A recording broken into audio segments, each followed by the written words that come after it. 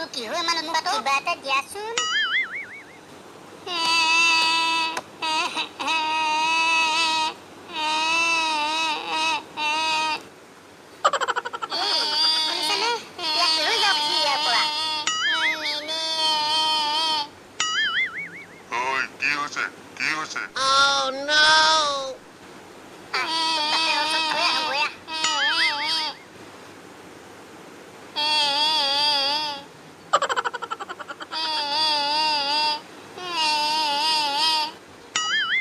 ইয়াতে বাপেৰৰ ওচৰতে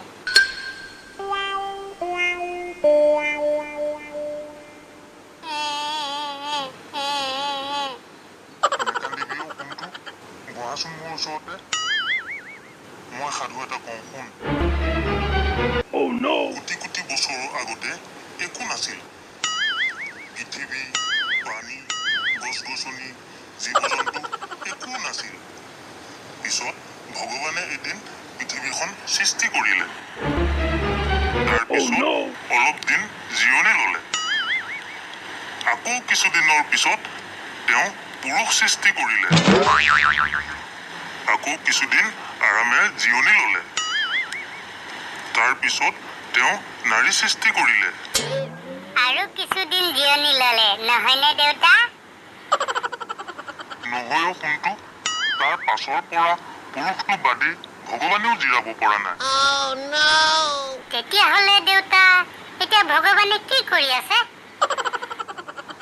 নকয়ও শুনটো তেনেকৈ ক'ব নাপায় দেই ভগৱানে আমাক সকলোকে নজৰ দি থাকে দেউতা সেইকাৰণে হ'বলা ভগৱানে জিৰাব পৰা নাই দেউতা মোক এটা কথা কোৱাচোন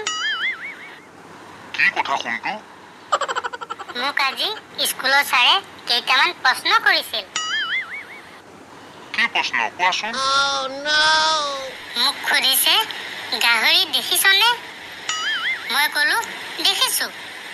তাৰপিছত ক'লে গাহৰিয়ে কি খায় মই ক'লো